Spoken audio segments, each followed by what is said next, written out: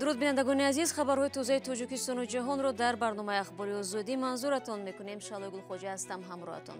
ҳоло муруре хоҳем дошт ба сархати мавзӯи барнома имрӯз 29 октябр. рекорди нави қимати маводи судишворӣ дар Тоҷикистон. Сокинон аз мақомот талаби назорати нархро доранд. масъулин мегӯянд ҳалли мушкил аз онҳо вобаста нест.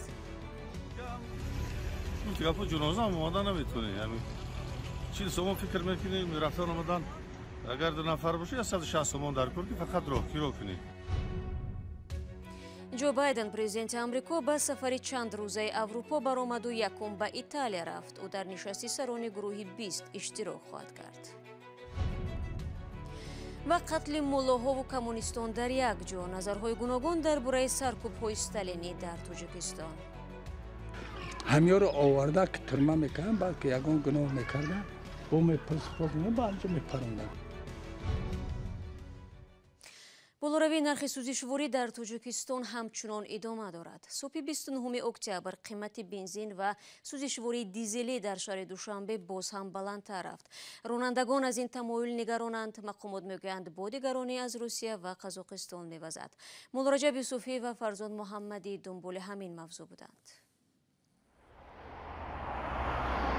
نرخ مواد سوخت در تاجیکستان رکورد نو گذاشت. از جمله سوزشواری دیزلی که نرخش دوام 10 روز اخیر بیش از 1 سومانی بالا رفته است. اگر روز 18 اکتبر نرخ 1 لیتر سوزشواری دیزلی در نقطه‌های فروش سوزشواری 10 سومانی بود، پس امروز آن به 11 سومان 20 درم رسیده است. بنزین سر استفاده نوع 92 باشد در این مدت از 11 سومانی تا 11 سومان و 50 درم قیمت شد. رانندگان از چنین وضع ناراضی‌اند. پیش چند بود؟ 25. باز چند کرده؟ 40 سوم کرده. آبی گرد. ما بنزین ما می‌خریم که دیگه دولت می‌بیاره. توجیهشون نداره خیلی می‌سوزه. همش دیگه دولت می‌بیاره. ساکنان میگویند نه تنها راهگیرا بلکه نرخ محصولات خوراکواری هم بالا رفته است. همه محصولات قیمت شد، راهگیرا قیمت شد. مثلا ما بهار اگر 20-25 سوم در آبی گرد اگر به شهر دوشنبه اومدیم 20-25 موز 40 سومون دیگه هم دیگه پا جنازه هم آمدن نمیتونه. یعنی 40 سومون فکر میکنیم رفتن آمدن اگر 2 نفر باشه یا 160 سومون در کار که فقط رو کنی که هم مبلغ وزیرم یا 160 سومون. در حالی که برخی ساکنان از مقامات طلب نظارت نرخ را دارند، مسئولین میگویند مشکل تنها در تاجیکستان نیست. به گفته مسئولین خدمات ضد انحصاری، مواد سوخت در بسیار کشورها گران شده است و تاجیکستان هم از این روند کنار بودن نمیتواند، چون کشور مواد سوخت را اساساً از روسیه و قزاقستان میآورد. از ماه ینوار تا ماه اکتبر سال 2021 نرخ یک باریل نفت نوی برنت از 51 دلار به 85 دلار رسیده است که قریب 65% بالاروی را در بر میگیرد. سوزشواری دیزلی نیز در کارخانه‌های کارکرد نفت فدراسیون روسیه بالا رفته است که از ماه ینوار سال 2021 تا ماه اکتبر سطح بالاروی 92% را در بر میگیرد. در روزهای اخیر نرخ مواد سوخت در برخی از کشورهای اروپایی نیز بالا رفت. متخصصان یک سبب بالاروی را به افزایش طلبات اقتصاد جهان به نفت بعد از رکود دوره پاندمی می‌دانند. رانندگان و ساکنان در یک سال اخیر شاهد زود تغییر یافتن رقم‌ها در این تابلوهای نقطه‌های فروش سوزشواری شدند.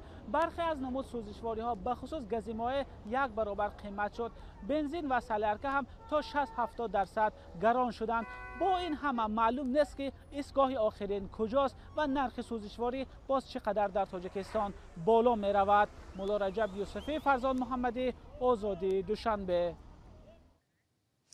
جو байден раиси ҷумҳурии амрико ва ҳамсараш ҷил байден сафари чандрӯза ба аврупоро аз италия оғоз карданд.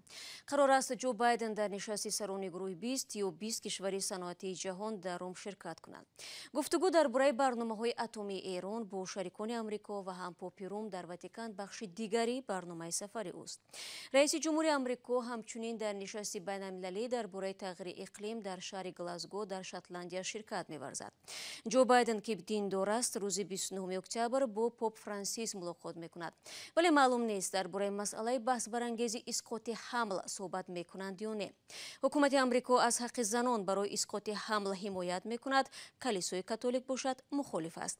нишасти дурӯзаи гурӯҳи 20 рӯзи 30 октябр дар Рум оғоз меёбад. бармегардем ба Тоҷикистон. Дар Русия ҳар сол 30 октябр хотираи қурбониёни репрессияи сиёсии Иттиҳоди шӯравиро пост медоранд.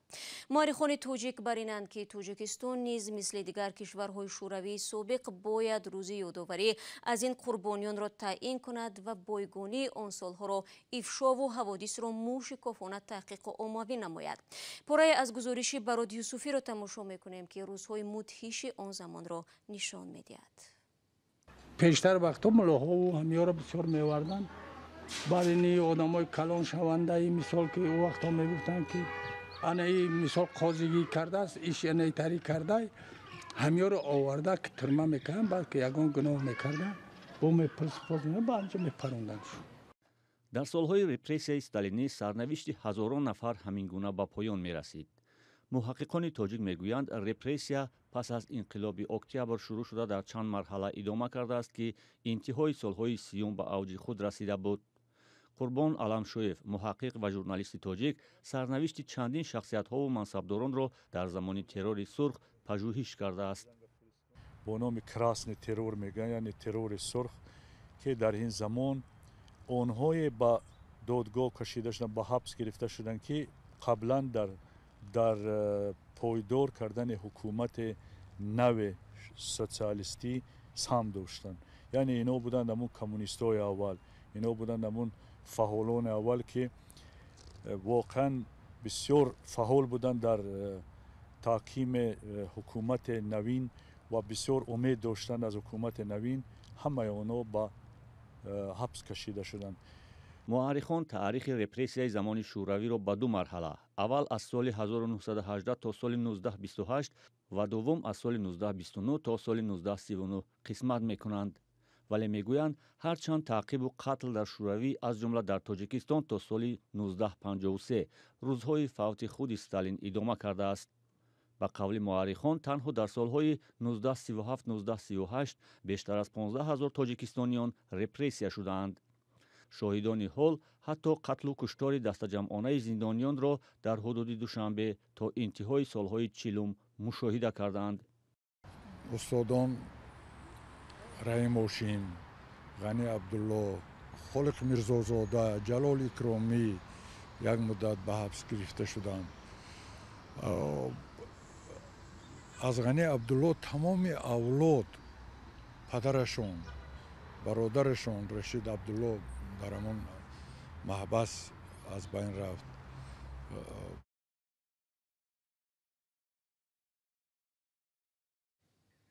бинандагони азиз, гузориши комил дар бораи рӯйдодҳои торики он замонро ба зудӣ дар вебсайти озодӣ.орг ва канали Озодӣ видео нашр мекунем. дӯстони гиромӣ, ба саҳми шумо мерасонем ки аз 1 ноябр имсол бо сабаби гузариш ба вақти зимистонӣ соати нашри барномаҳои мо иваз мешавад. аз ҳафтаи оянда ахбори озодиро соати 5 ба вақти душанбе ва соати 3 ба вақти Москав метавонед тамошо кунед. ҳамчунин барномаи сархати рӯйдодҳо низ 1 соат дертар, яъне 2 ба вақти душанбе ва соати 12 ба вақти Москав нашр мешавад. шуморо дар барномаҳои радиои Озодӣ мунтазир мемонем. барномаро идома медиҳам. ду ниҳоди вобаста ба Созмони Милали Муттаҳид ҳушдор доданд ки ҳудуди 23 миллион афғон дар зимистони имсол аз камбуди маводи хӯрокворӣ ранҷ хоҳанд бурд. бинобар барфи зиёд, роҳу хатои интиқоли барқ ба минтақаҳои сераҳоли кишвар канда мешавад. хабарнигори Садои Амрико бо чанд хонаводае суҳбат кард ки талош доранд фарзандонашонро аз гуруснагӣ наҷот бидиҳанд. این کودک از گرسنگی می‌گرید، شیر می‌خواهد. این یک صحنه عادی در افغانستان است. سازمان‌های امدادی می‌گویند امکان دارد بیش از نصف اهالی یا 22.8 میلیون نفر ماه‌های نزدیک به گرسنگی دچار شوند، از جمله میلیون‌ها کودک هم. قبلا وقتی که کار می‌رفته یعنی بابیش کار می‌رفت چی میگه اونا هر کدامش روز 3 قوطی شیر می‌خورد. ولی اونم یک قوطی شیر اردوش 2 وقت میدیم. 2 وقت میدیم 2 قوطی شیر یک شبانه روز میدیم اردوش. در این خانه همه پدر، مادر و فرزندان کارشان را از دست دادند. اکنون دسترخوان این خانواده هم خالی است. 2 هفته میشه که ما دیگه دیدگاه نکردیم سر منقل. دیگه چای نان خشکم اگه سبا بود چاش نیست، اگه چاش بود شو بس نداریم. جنگ 40 ساله افغانستان را بینوا کرد. از 4 و از 3 حصه بودجه کشور از خارج سرمایه گذاری می شد.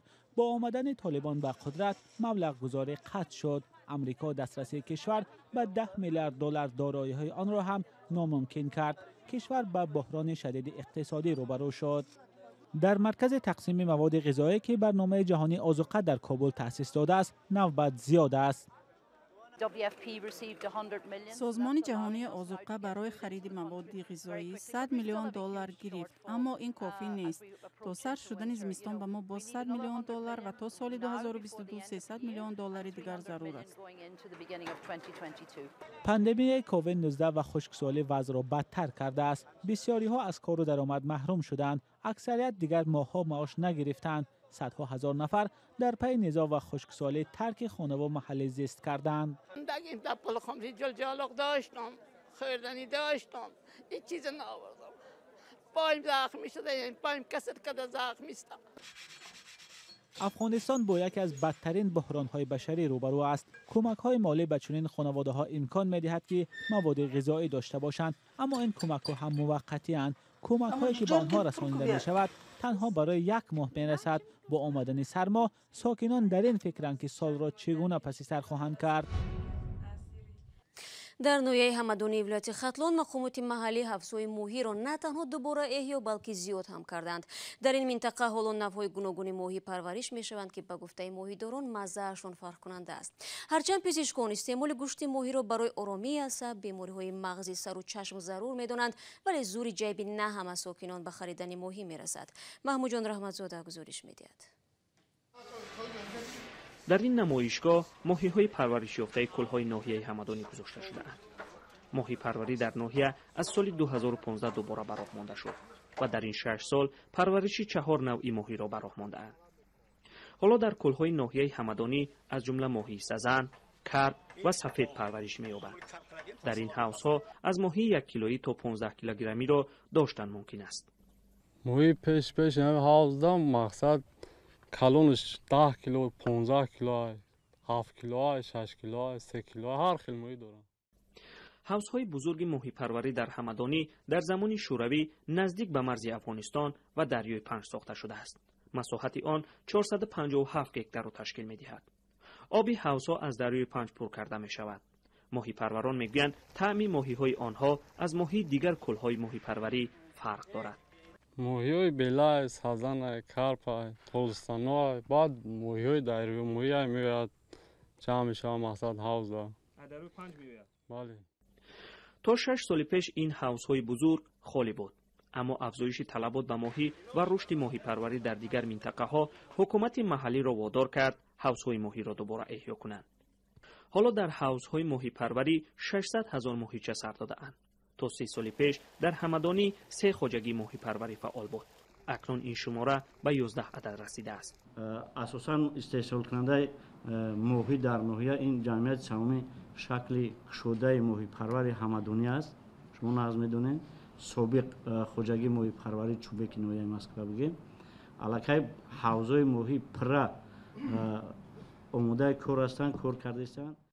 مقامات در همدانی میگویند سال 2020 از این حوض‌ها 352 تن ماهی به فروش رفته است. ماهی پروران میگویند امسال میخواهند 450 تن ماهی فروشند. ماهی که نه برای همه در تاجیکستان دسترس است.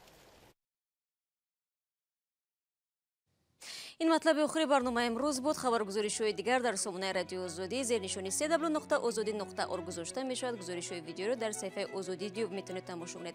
برایتان در 2 روز آینده استراحت با فراغت میخواهم. از آن خود را احتیاط کنید و خدا نگهدارتان.